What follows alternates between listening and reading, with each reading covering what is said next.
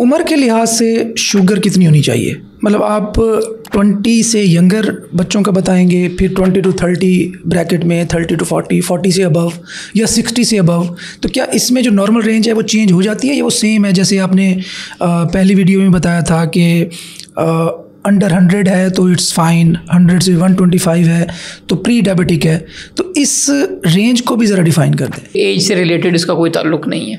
Okay, parameter से related है, जो हमने पहले डिस्कस की कि उसकी वो क्या है, हमारी वैल्यूज़ क्या हैं, कि कितनी शुगर आ रही है, उससे इररिलेवेंट ऑफ एज हमारा वो होगी कि भाई अगर 100 से नीचे, 16 साल के बच्चे का भी 100 से नीचे और है, 40 ईयर का बंदा भी है तो वो भी 100 से नीचे रखेगा। ये तो है जिसको शुगर नहीं है। ठीक है।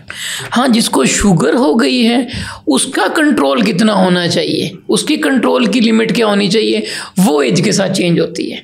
कि मिसाल है, एक बच्चा है, अच्छा वो एक एज के साथ चेंज होती है या प्रेगनेंसी में चेंज होती है? ये दो चीज़ें ऐसी आती हैं कि अब एक 20 साल का बंदा है, उसमें मैंने रखनी है जी, अगर मैंने कट ऑफ रखना है तो हमारा एक होती है 3 महीने वाली शुगर, कि 3 महीने में एवरेज कैसे रही है, वो रखनी है 7 से नीचे नीचे। इधर अगर मैं आऊँ फास्टिंग पे, एक मिसाल है निहार मुँह, तो वो हम रखेंगे उसकी 120 से नीचे, 110 से नीचे, ठीक है। लेकिन एक बंदा 70 साल का है, उसको 110 पे चांस है शुगर लो होने का।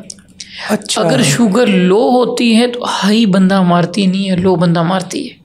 लो इज़ मोर डेंजरस, हाइपोग्लाइसीमिया जिसे कहते हैं।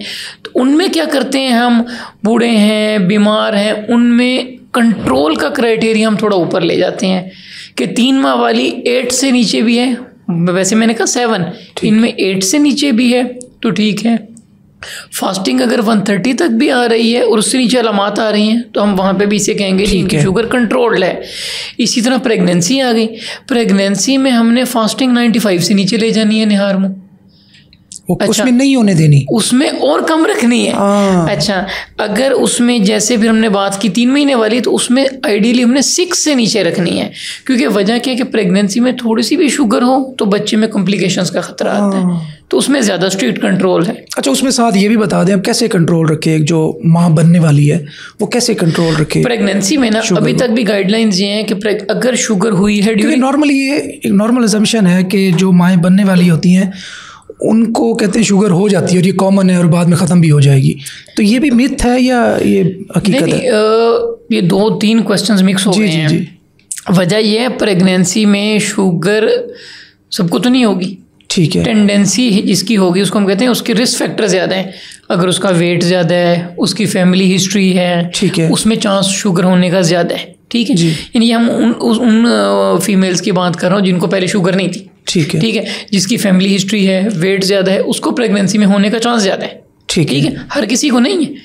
अच्छा, जिनको चांस ज़्यादा है उनको अगर हो जाती है तो प्रेगनेंसी के 4 वीक्स बाद ख़त्म हो जाती है, ठीक है। हाँ, लेकिन ये इसी तरफ कर रहा था कि नॉर्मल ये परसेप्शन है कि अगर शुगर हो भी जाती है प्रेगनेंसी के दौरान तो बाद में ख़त्म हो जाती है। हाँ, मैं यही आपका उसमें करता कि एक तो किसको होगी, ये वो लोग हैं जो मैंने बता दिए। अच्छा, जिनको होगी, इनको अगर ख़त्म हो गई है तो ये नहीं कि हम बिल्कुल रिलैक्स हो जाएं। इनको आगे जाके टाइप 2 शुगर जो है उसका होने का चांस हम लोगों की निस्बत ज़्यादा है। इन्होंने वो रिस्क फैक्टर्स मैनेज करने हैं, क्योंकि प्रेगनेंसी में बॉडी स्ट्रेस में गई, बॉडी में यूँ समझ लें इंसुलिन रेजिस्टेंस बढ़ गई प्रेगनेंसी में, तो इनको जो शुगर आगे जाके होनी थी वो थोड़ा पहले हो गई। प्रेगनेंसी के बाद वो इंसुलिन रेजिस्टेंस कुछ कम हुई, पर तो ये ठीक हो गई। हाँ, लेकिन ये एट रिस्क है। सही।